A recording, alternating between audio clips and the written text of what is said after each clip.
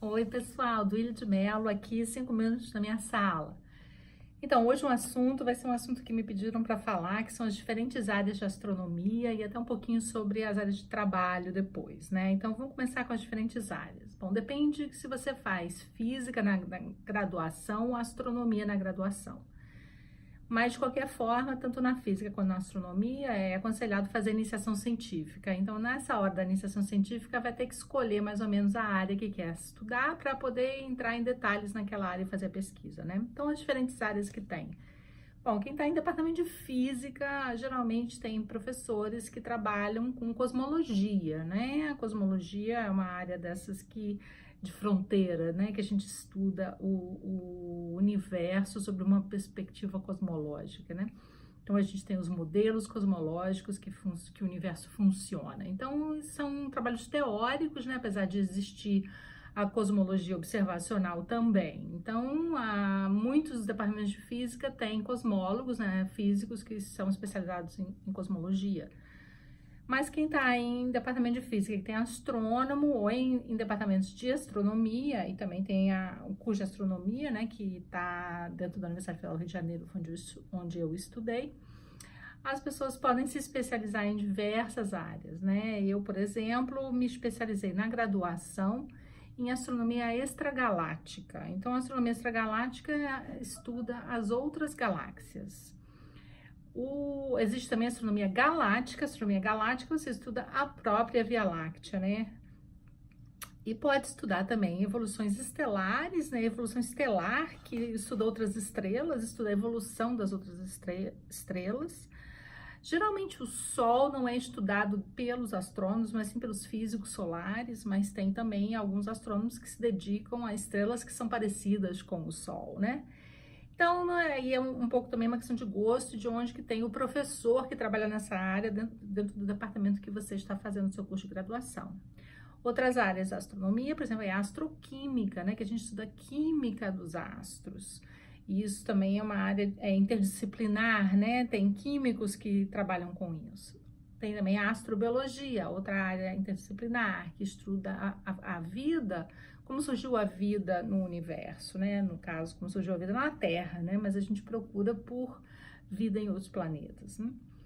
Então, tem também mecânica celeste e astrometria, que são dois campos, assim, bem antigos da astronomia, em que a gente estuda o movimento dos astros e a posição dos astros. Apesar de ser um campo bem antigo, é um campo muito moderno também, porque tem satélites como o satélite Gaia, que está revolucionando aí a astronomia, porque agora nós temos precisamente as posições dos astros com uma precisão incrível que a gente não tinha antes.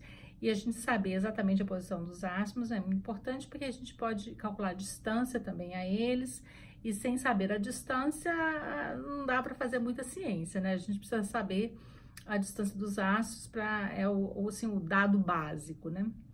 Bom, então astrometria e mecânica celeste fazem isso. Muitos astrônomos que cursam mecânica celeste e astrometria depois encontram trabalho na Embratel, por exemplo, né, na indústria de satélites. Então tem a Star One também no Brasil. Então nós temos vários astrônomos, inclusive amigos que estudaram comigo, que hoje são funcionários lá. Bom, o que mais que tem? Bom, tem a astrofísica, né? Que é a astrofísica, que é a mais geral, que é a física dos astros, digamos, né? Então, a gente estuda as características físicas dos astros. Então, pode ser tanto na parte estelar, como na parte de galáxias, ou até do meio intergaláctico. Também é uma outra área da astronomia. Que mais? Tentando lembrar. E às vezes a gente também usa, assim, certos termos, né, que a gente usa, que são os instrumentos que a gente usa. Então, por exemplo, radioastronomia. A gente usa radiotelescópio, que são aquelas antenas parabólicas gigantes. Eu, inclusive, fiz isso, radioastronomia. Mas aí, dentro da radioastronomia, também se especializa. Você pode fazer extragaláctico, pode fazer estelar, né? Tem também os astrônomos que são dedicados ao sistema solar, né, que se dedicam aos planetas do nosso sistema solar. Tem também gente que trabalha com os núcleos ativos de galáxias. Os núcleos ativos de galáxias são os buracos supermassivos gigantes que estão dentro das galáxias, né?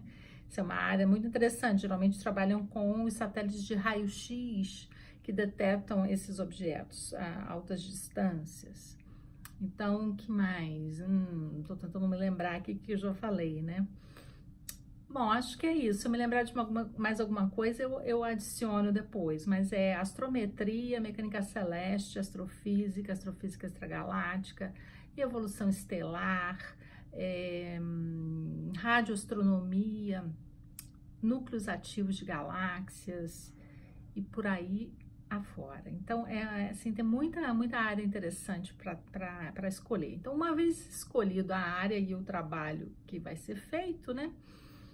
Vamos dizer que nós estamos interessados no meio intergaláctico, por exemplo. Então, precisa aí definir qual vai ser o projeto que vai levar a certas conclusões, né? Vai explorar aí o meio intergaláctico que está entre as galáxias, né? Ou o meio, por exemplo, dos aglomerados. Tem gente que trabalha com aglomerado de galáxias, né? Ou com aglomerados de estrelas.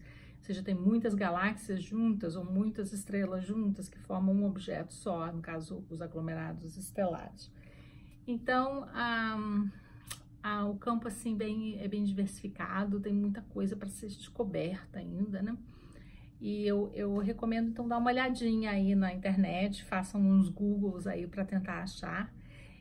No meu caso, eu fiz radioastronomia e eu sempre estudei a evolução das galáxias, a interação entre as galáxias, mas eu também tenho um pezinho na evolução estelar, porque quando a gente estuda a evolução das galáxias, principalmente as galáxias que estão interagindo, que acabam se fundindo e formando uma única galáxia, acontece um fenômeno que a gente chama de starburst, que é muita estrela formada ao mesmo tempo, é um surto de formação estelar, e aí as estrelas massivas, as maiores, mais grandes, a gente fala maçuda também, tá? São as maiores de todas, são jovens e quentes, então a gente precisa saber muito a evolução estelar também para poder entender a evolução das galáxias.